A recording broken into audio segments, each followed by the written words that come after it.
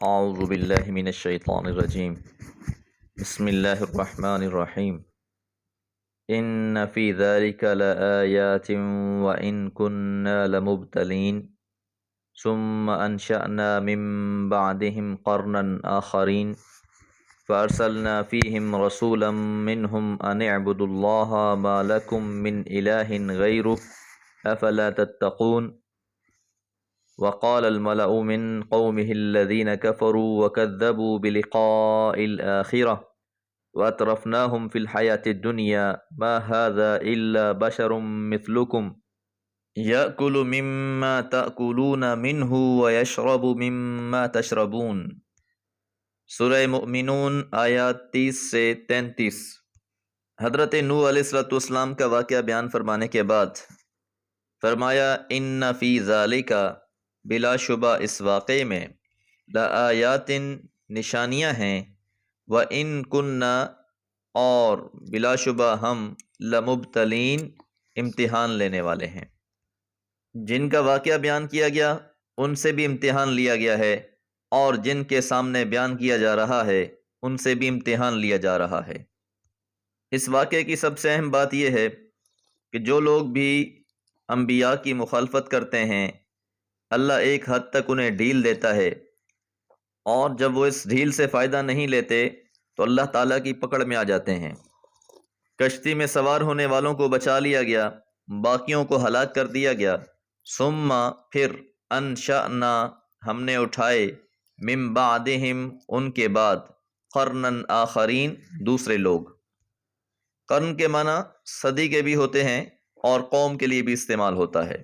مطلب یہ ہے کہ قوم نوح کو تباہ کر دینے کے بعد نوح علیہ السلام اور ان کی کشتی کے ساتھیوں کی نسل سے ہم نے دوسری قومیں اٹھائیں۔ یہ اشارہ ہے قوم عاد اور سمود کی طرف۔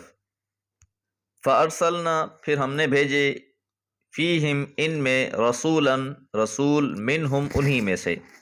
وقت گزرتا گیا، ان قوموں میں جب سرکشوں نے سر اٹھایا، اللہ نے پھر سے ان میں رسول مبعوث کیے۔ ان اعبدوا اللہ، ان کی دعوت کا مرکز وہی توحید کہ تم عبادت کرو اللہ تعالیٰ کی۔ ما لکم نہیں ہے تمہارے لیے، من الہ غیرہ کوئی معبود اس کے سوا۔ کہ حضرت نوح علیہ السلام کے بعد آنے والے انبیاء نے بھی اسی بات کی دعوت دی کہ تم نے ایک اللہ کی عبادت کرنی ہے۔ افلا تتقون، کیا تم ڈرتے نہیں ہو؟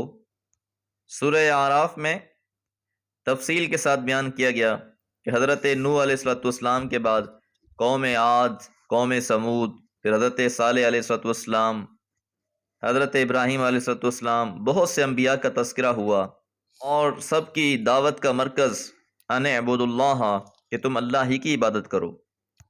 اللہ کے علاوہ کوئی اس لائق ہے ہی نہیں کہ اس کی عبادت کی جائے۔ عبادت اور بندگی صرف اللہ ہی کا حق ہے۔ تو جس بھی قوم کی طرف جو بھی رسول آئے انہوں نے یہی دعوت دی، اور ان کو بھی جواب ویسے ہی ملے جیسے حضرت نوح علیہ السلام کو دیے گئے۔ وقال الملأ، اور کہا ملأ نے۔ لفظ ملأ قوم کے بڑے لوگوں کو کہا جاتا ہے جو مالی لحاظ سے بھی مستحکم ہوتے ہیں، اور یہ متکبر قسم کے لوگ ہوتے ہیں، طغیان اور سرکشی میں مبتلا ہوتے ہیں۔ انبیاء کی بات کو تسلیم کرنے کے بجائے ان کے مقابلے پر اتر آتے ہیں، خود بھی راہ ہدایت اختیار نہیں کرتے، اور جہاں تک ان کا بس چلتا ہے لوگوں کو بھی روکتے رہتے ہیں۔ اس قسم کے شریر لوگ ہر قوم میں موجود رہے۔ وقال الملأ من قومه، تو کہا ان سرداروں نے اس کی قوم میں سے، الذین کفروا جنہوں نے انکار کر دیا، وکذبوا اور جھٹلا دیا، بلقاء الآخرۃ آخرت کی ملاقات کو۔ یہ لوگ آخرت کے منکر ہوتے ہیں۔ وَأَتْرَفْنَاهُمْ اور ہم نے انہیں رفاہیت دی، خوشحالی دی، فی الحیات الدنیا دنیاوی زندگی میں، کہ اللہ تعالیٰ نے ان لوگوں کو مال و متاع عطا فرمایا، اور انہی لوگوں نے رسولوں کی تکذیب کی اور آخرت کا انکار کیا۔ حضرت نوح علیہ السلام کے بعد جس پیغمبر کو مبعوث کیا گیا ان کی قوم نے بھی وہی اعتراض کیا، ما ھذا نہیں ہیں یہ، الا بشر مگر ایک بشر، مثلکم تم جیسے۔ یہ تم جیسے ہی ایک انسان ہیں، یاکلو کھاتا ہے، مما تاکلون منہ جو تم کھاتے ہو، ویشرب اور وہ پیتا ہے، مما تشربون جو تم پیتے ہو۔ یعنی ان سرداروں نے اپنی قوم سے یہ بات کہی، ان کے بشریت ہونے کی دلیل دی کہ ان میں اور تم میں کوئی خاص فرق نہیں ہے، یہ بھی کھاتے پیتے ہیں جس طرح تم کھاتے پیتے ہو۔ تو اشارہ اسی طرف ہی ہے کہ اگر اللہ نے کسی کو نبی بنا کر یا رسول بنا کر بھیجنا تھا تو فرشتے کو بھیجا ہوتا، اور یہ بھی ان کے تکبر کی علامت ہے، اور وہ اپنے غرور پر پردہ ڈالنے کے لیے یہ بات کہہ رہے ہوتے ہیں کہ اللہ نے کسی ما فوق البشر ہستی کو بھیجنا تھا، ہم ہی میں سے کسی انسان کو اللہ تعالیٰ نے اس منصب کے لیے کیوں منتخب کر لیا ہے؟ تو حضرت نوح علیہ الصلوۃ والسلام سے لے کر حضور علیہ الصلوۃ والسلام تک ہر پیغمبر پر یہ اعتراض کیا گیا، اور اس بات کا جواب یہی دیا گیا کہ اگر روئے زمین پر فرشتے آباد ہوتے تو ہم آسمان سے فرشتے نازل کر دیتے۔ اللہ تعالیٰ ہم سب کو فہم عطا فرمائے۔ وما علیہ الا البلاغ۔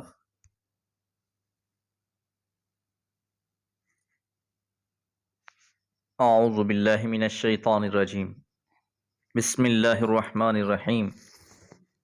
وَلَئِنْ أَطَعْتُمْ بَشَرًا مِثْلَكُمْ إِنَّكُمْ إِذًا لَخَاسِرُونَ أَيَعِدُكُمْ أَنَّكُمْ إِذَا مِتُّمْ وَكُنْتُمْ تُرَابًا وَعِظَامًا أَنَّكُمْ مُخْرَجُونَ هَيْهَاتَ هَيْهَاتَ لِمَ تُوعَدُونَ إِنْ هِيَ إِلَّا حَيَاتُنَا الدُّنْيَا نَمُوتُ وَنَحْيَا وَمَا نَحْنُ بِمَبْعُوثِينَ إِنْ هُوَ إِلَّا رَجُلٌ افْتَرَىٰ عَلَى اللَّهِ كَذِبًا وَمَا نَحْنُ لَهُ بِمُؤْمِنِينَ۔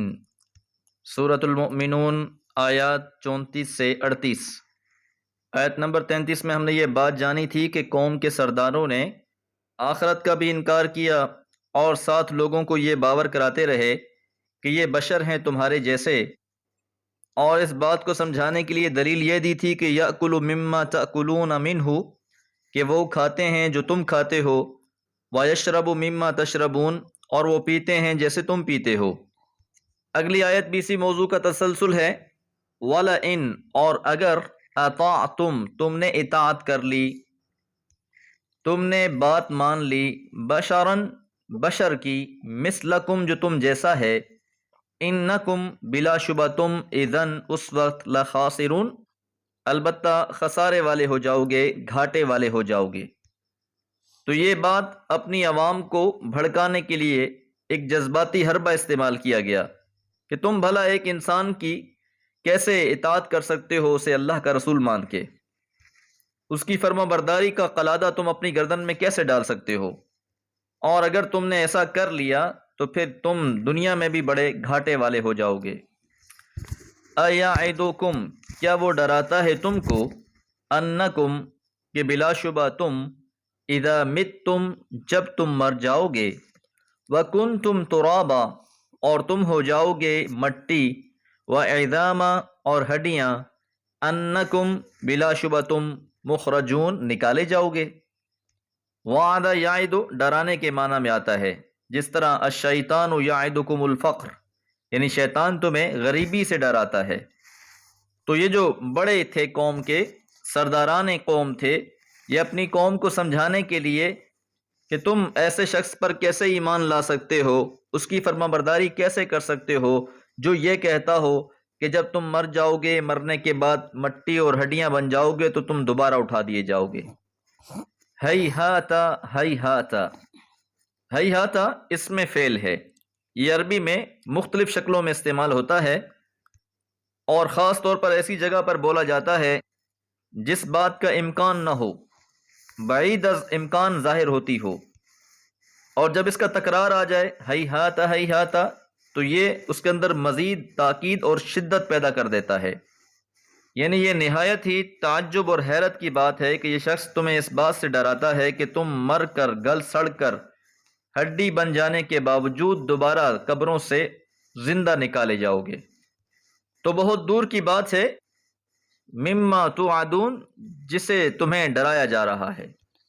اب مرنے کے بعد دوبارہ جی اٹھنے کا معاملہ ایک غیبی امر ہے، اس لیے عمومی طور پر جو بھی اس کے منکرین رہے ہیں، چاہے وہ پرانے زمانے میں ہوں یا موجودہ دور کے لوگ ہوں، ان کے پاس کوئی بھی دلیل نہیں ہے اس بات کی کہ جس کی بنیاد پر وہ انکار کر رہے ہوں، صرف اس وجہ سے انکار کر دیتے ہیں کیونکہ یہ ایک غیب کا معاملہ ہے۔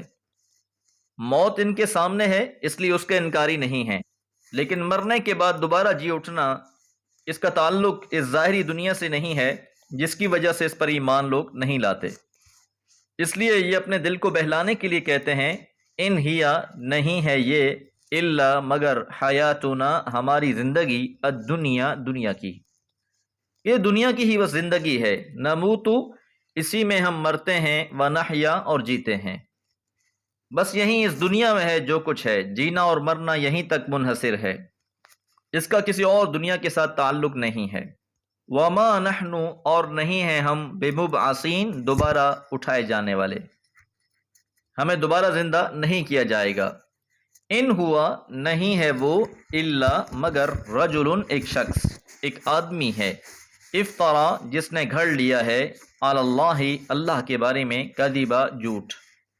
یہ ان کے انکار کی سب سے قبیح صورت تھی کہ ان کے جو دانشور بنے پھرتے تھے وہ اس بات کا اظہار کرتے تھے کہ اگر کوئی مانتا ہے تو مان لے، ہم تو ہرگز نہیں مانیں گے، اور یہ جو شخص پیغمبر ہونے کا دعوے دار ہے اس نے تو اللہ کے بارے میں جھوٹی باتیں گھڑ لی ہیں، یہ جو کہتا ہے کہ اللہ دوبارہ زندہ کرے گا، ایسی کوئی حقیقت نہیں ہے، یہ خام خواہ ان باتوں کو اللہ کی طرف منسوب کیے جا رہا ہے۔ وما نحن اور نہیں ہیں ہم لہو اس کے بمؤمنین ایمان لانے والے، یعنی ہم اس پیغمبر کو بالکل نہیں مانیں گے، اس کی کسی بات کو بھی تسلیم نہیں کریں گے۔ حضرت نوح علیہ السلام کی قوم نے بھی آپ کے ساتھ ایسا ہی معاملہ کیا تھا، اور ان کے بعد جن کو اللہ تعالیٰ نے مبعوث کیا ان پر بھی ویسے ہی الزام بھی لگائے گئے اور ان کی نبوت کا انکار بھی کیا گیا۔ ایمان لانے کے بجائے یہ لوگ سرکشی میں مزید بڑھتے گئے۔